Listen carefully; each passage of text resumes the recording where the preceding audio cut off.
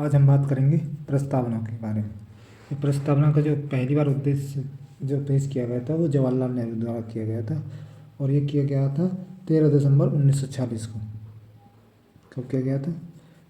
13 दिसंबर 1946 को जवाहरलाल नेहरू द्वारा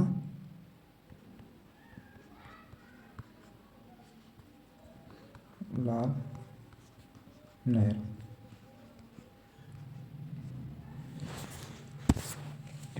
जो उद्देश्य प्रस्ताव है ये पेश किया गया था। उद्देश्य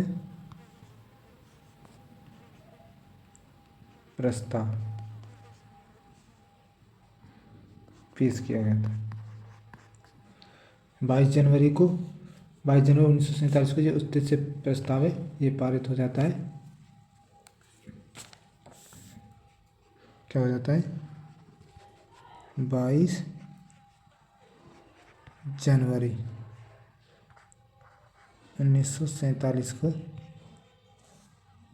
जो उद्देश्य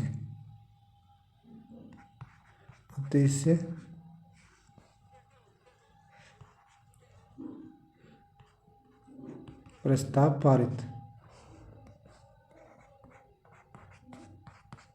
पारित हो जाता है और प्रस्तावना बन जाती है।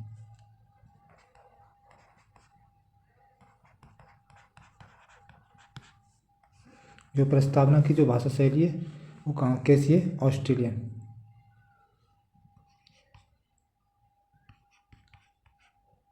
प्रस्तावना की भाषा शैली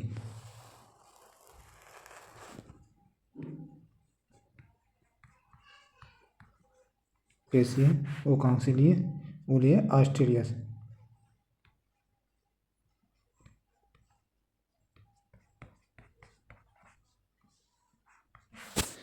अब जो प्रस्तावना में जो लिखा हुआ है हम अब उसको देखेंगे।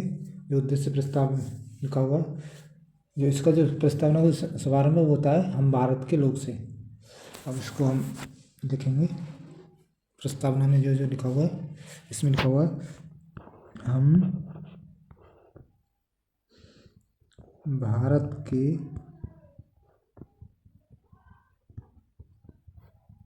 लोग भारत को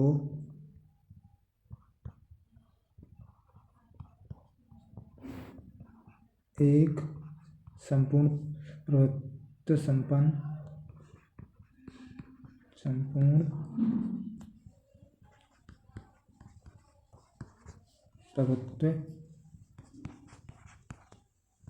संपन्न समाजवादी पंथनिरपेक्ष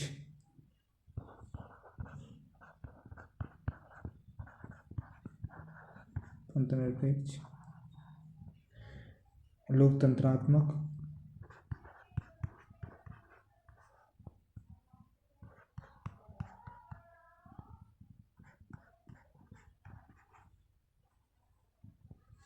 गणराज्य बनाने के लिए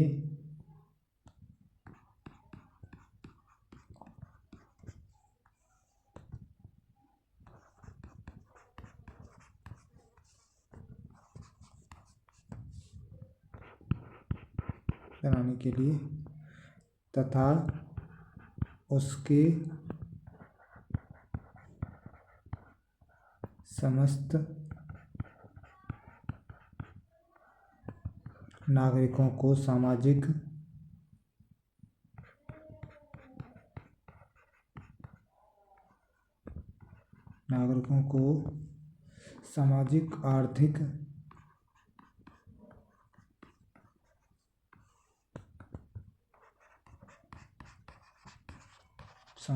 आर्थिक और राजनीतिक न्याय विचार अभिव्यक्ति आर्थिक और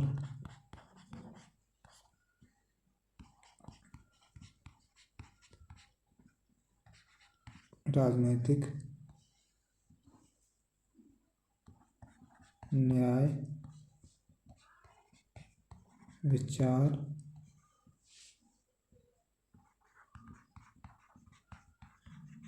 अभिव्यक्ति विश्वास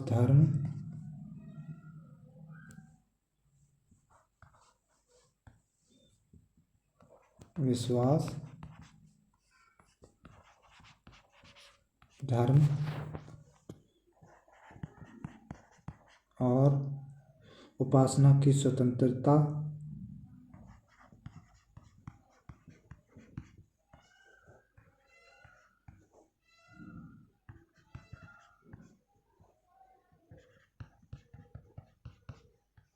प्रतिष्ठा और अवसर की समानता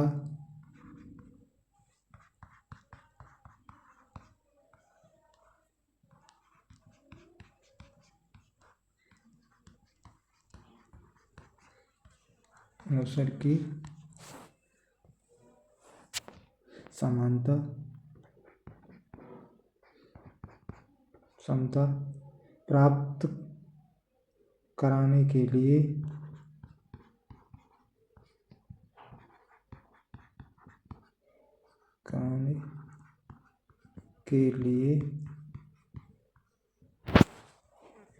तथा उन सब में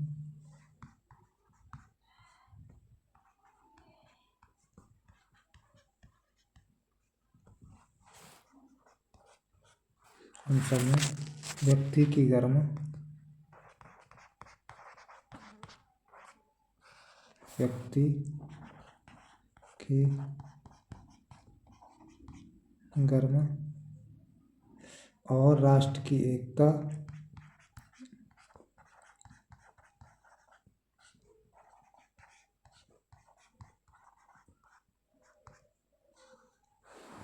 और अखंडता सुनिश्चित करने वाली बंधुता को बढ़ाने के लिए और अखंडता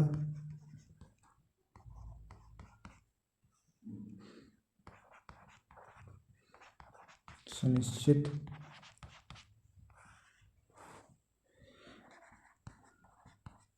करने वाली बंधुता बढ़ाने के लिए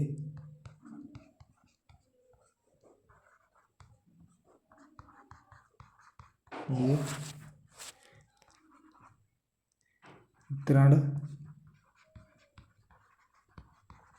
संकल्प होकर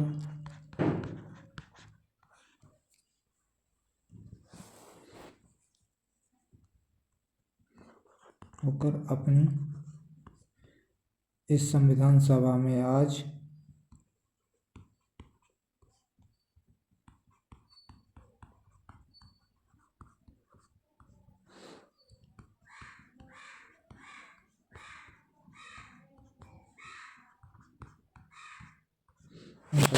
तारीख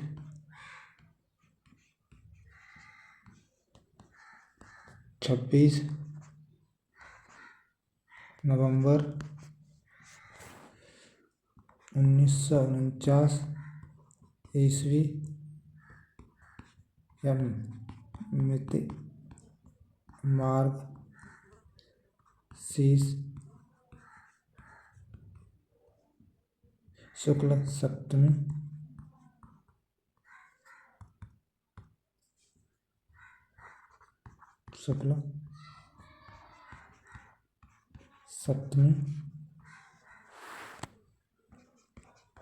संवत 2006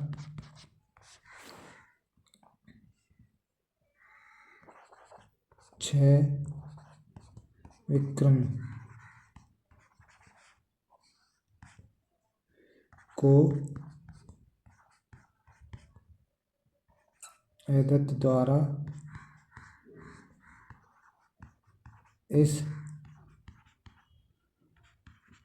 संविधान को अंगीकृत अधिनियमित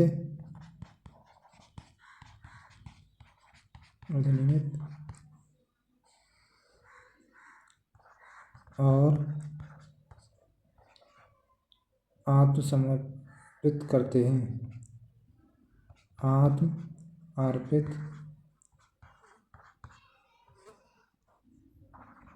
करते हैं। ये जो हमारी प्रस्तावना है ये लिखा हुआ है उसमें। अब बात करेंगे जो प्रस्तावना है, इसमें जो ये प्रस्तावना लिखी हुई है इसमें जो शक्ति के स्रोत हैं वो क्या है, और जो भारत का स्वरूप है उसको क्या कैसा बताया गया, और जो भारत के नागरिक हैं उनके लिए क्या क्या, उनके लिए 3 प्रकार का न्याय, 5 प्रकार की स्वतंत्रता और 2 प्रकार की समता का इसमें जिक्र किया है। अब उनके बारे में जिक्र करेंगे।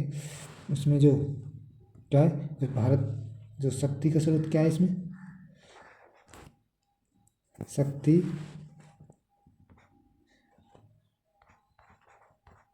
शक्ति का स्रोत,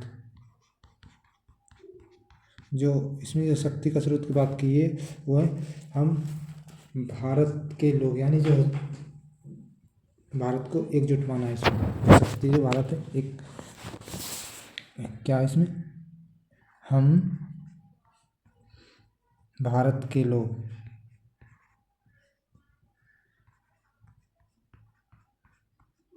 इस प्रस्तावना द्वारा भारतीय जो नागरिक हैं, भारतीय नागरिक,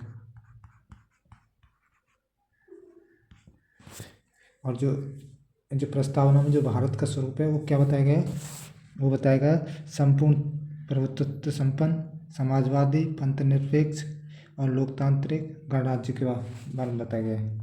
इसमें क्या है, जो भारत प्रस्तावना में भारत का स्वरूप कैसे बताया, भारत का स्वरूप, जो स्वरूप भारत का जो स्वरूप है वो है संपूर्ण प्रभुत्व संपन्न, संपूर्ण प्रभुत्व संपन्न और समाजवादी,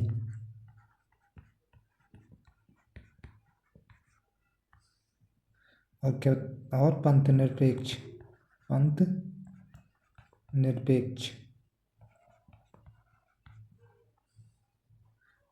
या सेकुलर।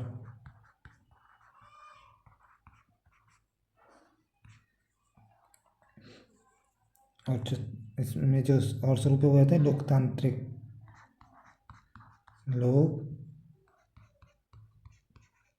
लोकतांत्रिक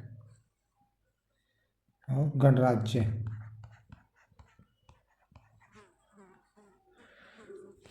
और इसके द्वारा प्रस्तावना से जो भारत के नागरिक हैं उनके लिए क्या क्या है, उसमें जो 3 इनमें जो है वो 3 प्रकार के न्याय के बारे में बताया है, 5 प्रकार की स्वतंत्रता और 2 प्रकार की समता के बारे में। तो क्या है, भारत के नागरिक क्या क्या बताया गया, जो 3 प्रकार का न्याय, वो कौन कौन से हैं, सामाजिक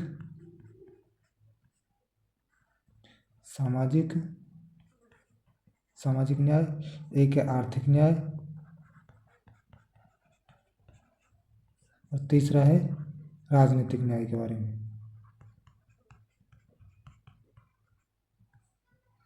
और इसमें जो है और क्या बताया, 5 प्रकार की, किसके बारे में बताया, 5 प्रकार की स्वतंत्रता के बारे में भारतीय नागरिकों के लिए। 5 प्रकार की स्वतंत्रता, वो कौन कौन सी हैं, वो है विचार करने की, अभिव्यक्ति की, विश्वास की, धर्म की, उपासना की। सबसे पहले विचार, दूसरा है अभिव्यक्ति की,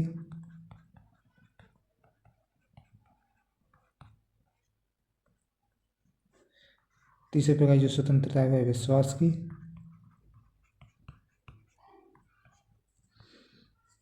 और जो चौथी प्रकार की वह है धर्म की, पांचवी उपासना की। अब बात करेंगे दो प्रकार की जो समता के बारे में बताया उनके बारे में। दो प्रकार की समता वो कौन कौन सी हैं? प्रतिष्ठा और अवसर। प्रतिष्ठा और अवसर, ये दो प्रकार की समता के बारे में बताए। और प्रस्तावना के द्वारा जो भारत के लोग हैं उसको एकता और अखंडता के क्या बताया? भारत को एकता प्लस अखंडता, और इसको कब लागू किया गया था? इसके जो कुछ अनुच्छेद थे वो लागू किए गए थे 26 नवंबर 1949 को। 26 नवंबर 1949 को, या कह सकते हैं 2006 विक्रमी संवत। इस दिन ये संविधान के ये प्रस्तावना उस दिन लागू हो गई थी। अब बात करेंगे इनके जो कुछ जो महत्वपूर्ण वर्ड दिए गए हैं उनके बारे में। सबसे पहले बात करेंगे संपूर्ण प्रभुत्व संपन्न। इसका मतलब होता है जो भारत है वो आंतरिक और बाह्य, जो बाह्य रूप से स्वतंत्र है। भारत जो विदेशी नीति है उसका निर्माण स्वयं करेगा। इसका मतलब यह है। सबसे पहले बात करेंगे संपूर्ण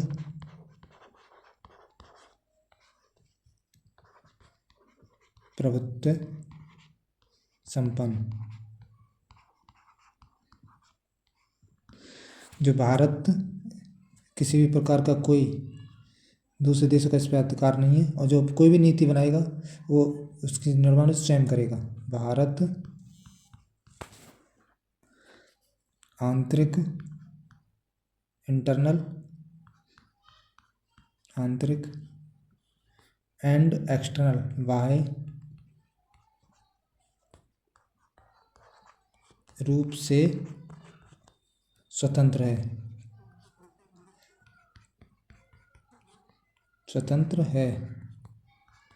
भारत विदेश नीति का निर्माण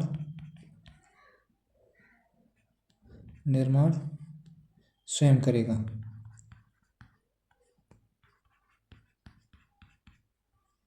अब बात करेंगे दूसरे समाजवादी। समाजवादी का इसमें क्या मतलब है? वह जो सरकारी संसाधन है वो समतामूलक दृष्टि से वितरित करेगी, उसमें किसी भी प्रकार का कोई भेदभाव नहीं होगा।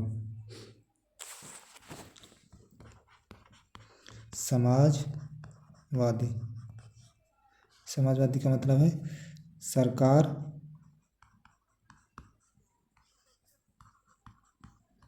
संसाधनों का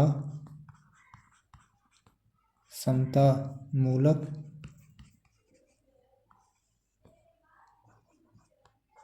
दृष्टि से वितरण करेगी।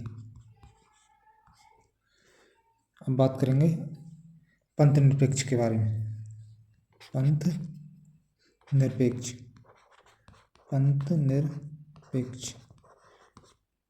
निरपेक्ष का मतलब होता है भारत राज्य है, भारत को राज्य माना है और इसका कोई स्वयं का धर्म नहीं होगा। जो धर्म होगा वो व्यक्तियों का होगा। भारत राज्य का स्वयं का कोई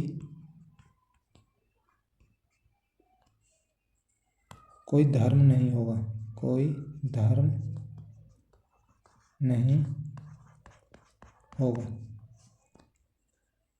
अब अगले वर्ड की बात करेंगे। लोकतंत्र का मतलब होता है जनता के द्वारा जनता के लिए चुना गया शासन, उसे बोलते हैं लोकतंत्र।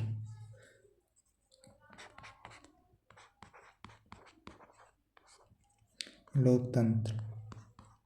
लोकतंत्र का मतलब होता है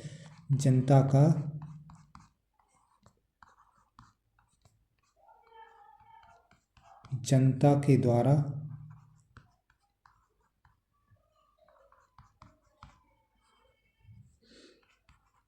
जनता के लिए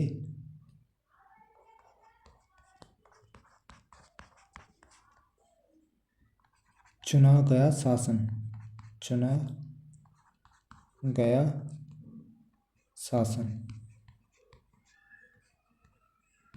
अब बात करेंगे गणतंत्र की। गणतंत्र क्या होता है? हमारा जो राष्ट्राध्यक्ष होते हैं वो निर्वाचित होते हैं, ना कि वंशानुगत। जैसे हमारे जो राष्ट्राध्यक्ष कौन है, वो होते हैं प्रेसिडेंट यानी राष्ट्रपति। गणतंत्र का मतलब होता है हमारे राष्ट्राध्यक्ष निर्वाचित होंगे। हमारे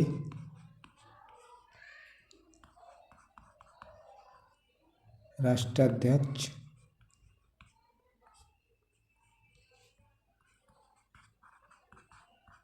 निर्वाचित होंगे, ना कि वंशानुगत।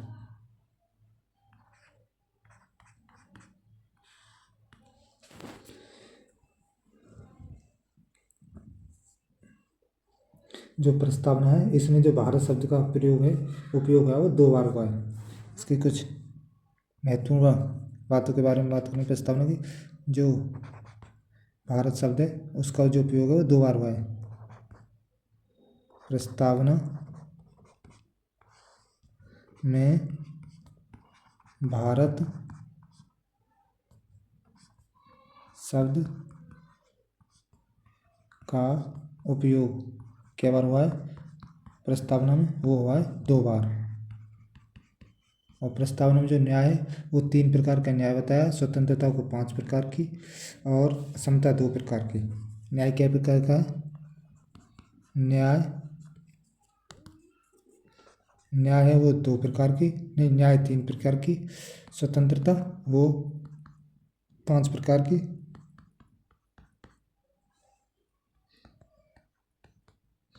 और समता 3 प्रकार की।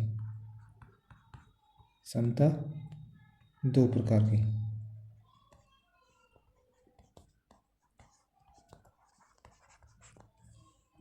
जो प्रस्तावना है वो संविधान का भाग है या नहीं,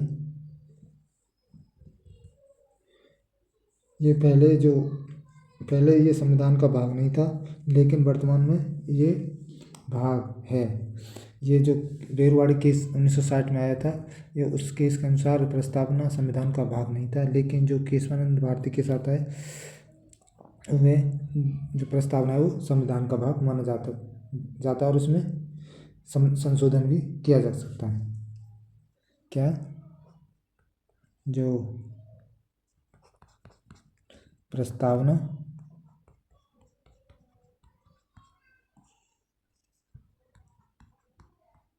संविधान का भाग है, ये है वर्तमान। जब मूल संविधान बना था जब ये इसका भाग नहीं, वर्तमान में जब मूल संविधान में इसको संविधान का भाग नहीं माना जाता था। एक केस आता है, इस केस के द्वारा बेरुवाड़ी केस, ये केस है 1960 का। इसमें जो प्रस्तावना है वो संविधान का भाग नहीं था। इसके अनुसार प्रस्तावना संविधान का भाग नहीं है। इसके बाद 1973 में आता है केशवानंद भारती केस। इसके अनुसार जो है प्रस्तावना संविधान का भाग बन जाता है और इसमें संशोधन भी कर सकते हैं। इसके केशवानंद भारती केस। एक कब आता है? 24 अप्रैल 1973 को। इनके अनुसार क्या होता है? प्रस्तावना संविधान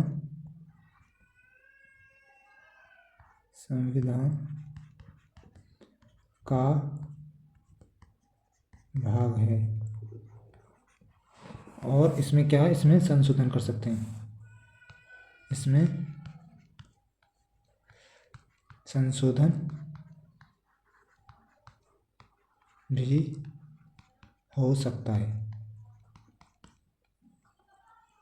जो प्रस्तावना में है वो अब तक केवल एक बार संशोधन हुआ है और वो कब हुआ है?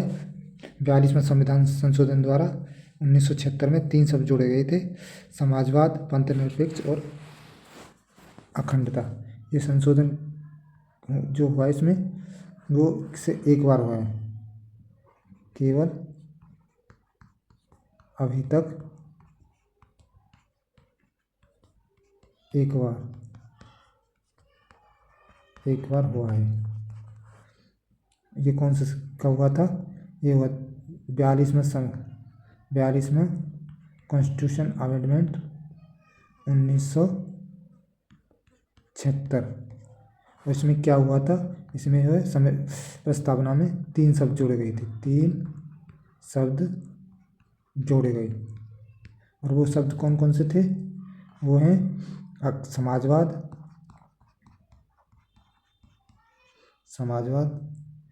पंथनिरपेक्ष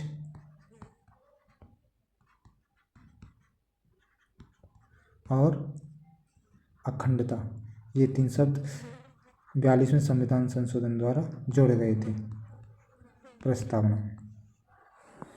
अब बात करेंगे जो प्रस्तावना है इसको जो संविधान की आत्मा और संविधान की जन्म कुंडली जो है, जो संविधान की आत्मा वो ठाकुर भार्गव ने कहा था। इसके बारे में कुछ स्टेटमेंट दिए हैं। जो प्रस्तावना है, प्रस्तावना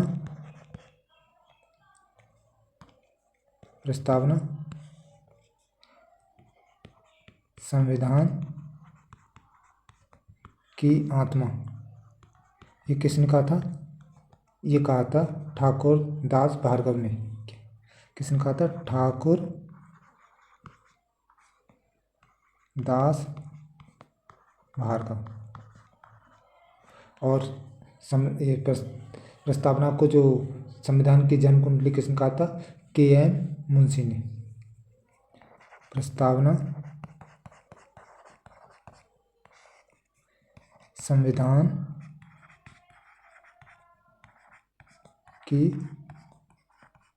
जन्म कुंडली, ये कहने वाले कौन थे? ये थे KM मुंशी। अब एक बात करते हैं, जो प्रस्तावना है क्या न्यायालय में परिवर्तनीय है या नहीं? तो इसके लेकर भी जो है ये न्यायालय में इसके जो ऊपर है उसको केस को लेकर, प्रस्तावना के केस को लेकर हम न्यायालय नहीं जा सकते। इसलिए लिखेंगे प्रस्तावना न्यायालय में परिवर्तनीय नहीं है। हम केवल फंडामेंटल राइट को लेकर ही आर्टिकल 32 के तहत सुप्रीम कोर्ट जा सकते हैं और आर्टिकल 226 के तहत हम हाई कोर्ट जा सकते हैं। लिखेंगे नोट करके, नोट प्रस्तावना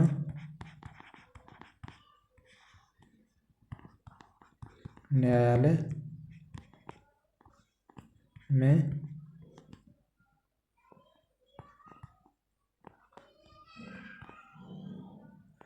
परिवर्तनीय नहीं है। ये था प्रस्तावना के बारे में। अब